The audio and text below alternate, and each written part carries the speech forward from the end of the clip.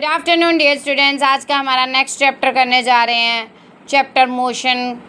तो ध्यान से सुनिएगा बेटा, बहुत ही इंटरेस्टिंग टॉपिक है और बहुत से इम्पॉर्टेंट न्यूमेरिकल्स इस चैप्टर में से आएंगे आपको पेपर में।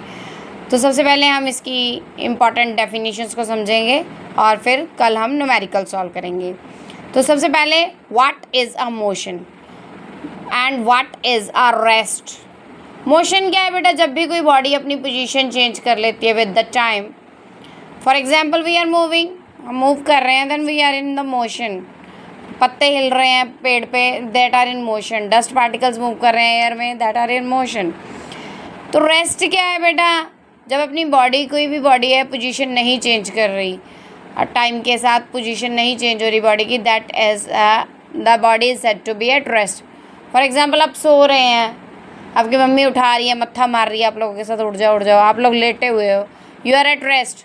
आप चेयर पे बैठे हो, यू आर एट रेस्ट। तो बेटा मैंने लिखा है body can be moving for one observer and at the same time it can be at rest for another observer. तो बेटा इसकी एग्जांपल हम देखें, जैसे आप लोग ट्रेन में बैठे हो, तो ट्रेन और आप लोग रेस्ट पे होते हो। आपकी जो वेलोसिटी है वो 0 होती है जब आप ट्रेन में बैठे हो, तो आप रेस्ट पे होते हो।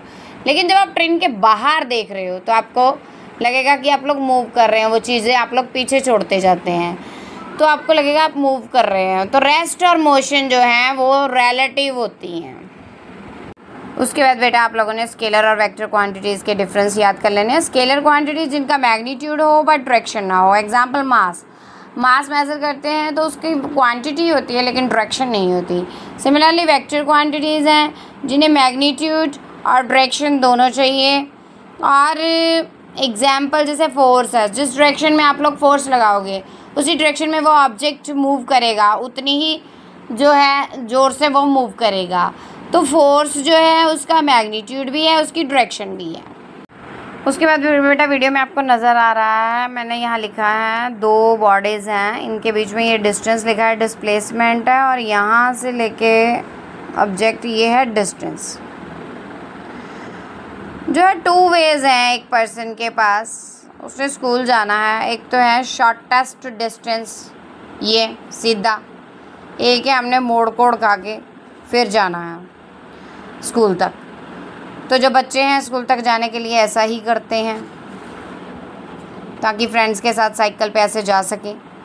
तो जो डिस्प्लेसमेंट है वो होता है शॉर्टेस्ट पाथ बिटवीन इनिशियल, जहाँ से स्टार्ट हुआ, और फाइनल, जहाँ पे पहुँचना है। इनिशियल पोजीशन और फाइनल पोजीशन के बीच में शॉर्टेस्ट डिस्टेंस कितना है, दैट इज़ द डिस्प्लेसमेंट। और डिस्टेंस क्या है? एक्चुअल पाथ उसने कितना फॉलो किया एक पार्टिकल ने, दैट इज़ द डिस्टेंस। उसके बाद बेटा नोट कर लीजिए, डिस्टेंस और डिस्प्लेसमेंट में डिफरेंसेस लिखे हैं। डिस्टेंस ऑलवेज पॉजिटिव होता है, डिस्प्लेसमेंट पॉजिटिव नेगेटिव 0 हो सकती है। डिस्टेंस एक स्केलर क्वांटिटी है, डिस्प्लेसमेंट एक वेक्टर क्वांटिटी है। और बाकी जो डिफरेंसेस लिखे हुए हैं बेटा आप इसे लर्न कर लीजिए, बहुत ही ईजी वर्डिंग में ये लिखे हुए हैं।